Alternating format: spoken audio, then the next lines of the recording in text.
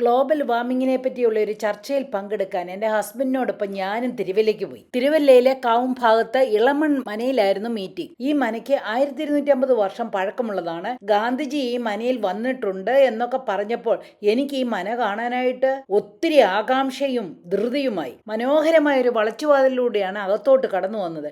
ഒരു കാറിന് ജസ്റ്റ് കയറാൻ പാകത്തിനുള്ള ഗേറ്റ് മാത്രമായിരുന്നു. മുറ്റത്ത് വളരെ പ്രായമായ ഒരു വൃക്ഷം പന്തലിച്ച് നിന്നിരുന്നു. അതും ആ മനയ്ക്ക് പഴമയുടെ കുളിർമ നൽകി. എൻ്റെ പൊന്നെ, 1250 വർഷം പഴക്കമുള്ള മനയാണിത്. ശരിക്കും ഒരു നാലുകെട്ട്. ഇത്രയും വർഷം പഴക്കമുണ്ടെന്ന് കണ്ടാൽ തോന്നുന്നില്ല കേട്ടോ.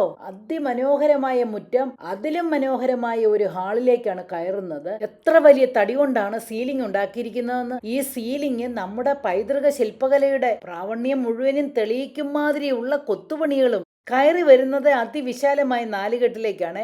വാസ്തവം പറഞ്ഞാൽ നാലുകെട്ടും നടുമുറ്റവും ഒക്കെ ഞാൻ മൂവിയിലേ കണ്ടിട്ടുള്ളൂ. ഇത് നേരിട്ട് കണ്ടപ്പോൾ എന്തെന്നില്ലാത്ത സന്തോഷം തോന്നി. ഒരു മഴ പെയ്തിരുന്നെങ്കിൽ എന്ന് ഞാൻ ആശിച്ചു പോയി. പഴയകാലത്തെ ആട്ടുകല്ലും കപ്പും തൂക്കുവിളക്കും ഇപ്പോഴും ഇവിടെ വച്ചിട്ടുണ്ട്. അതുപോലെ നോക്കിക്കേ, ഒരു കൽത്തൂൺ. ആ തൂണിന്റെ ഒരു സ്ഥലം ഒരു കുഴിയുണ്ട്. അതിൽ എണ്ണയൊഴിച്ച് തിരി കത്തിച്ചിരുന്നെന്ന്. എന്ത് ബുദ്ധിപരമായിട്ടാണ് ഇവിടെ ഓരോന്നും ചെയ്തിരിക്കുന്നത്. വാവ്, അതിശയിച്ചു പോയി. അതുപോലെ ഈ ഫ്ലോറൊക്കെ കണ്ടോ, ഇപ്പോഴും എത്രയും ഭംഗിയായിരിക്കുന്ന നോക്കിക്കേ.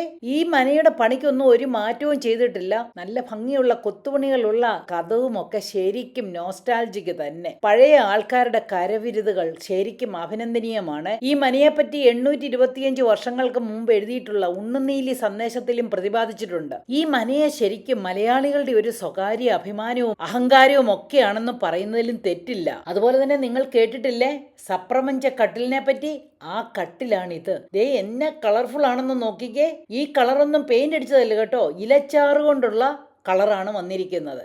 ഈ കട്ടിൽ സാധാരണ രാജകുടുംബങ്ങളിലും പ്രഭു കുടുംബങ്ങളിലുമാണ് കണ്ടിരുന്നത്. പിന്നെ ഈ മന ഒരു ടൂറിസ്റ്റ് സെന്ററും കൂടിയാണ് കേട്ടോ.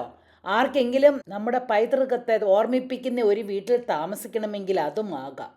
പിന്നെ ഉണ്ടല്ലോ, ഈ മന ആർക്കും വിറ്റിട്ടില്ല. ഇപ്പോഴത്തെ തലമുറയിലുള്ള ഡോക്ടർ രമേശ് ഇളമനെയും ഭാര്യ ഡോക്ടർ ഇന്ദ്രയുമാണ് ഈ മനയുടെ ഒറിജിനാലിറ്റി കളയാതെ കാത്തു സൂക്ഷിക്കുന്നത്. ശരിക്കും ഇതൊന്ന് കാണേണ്ടത് തന്നെയാണ്.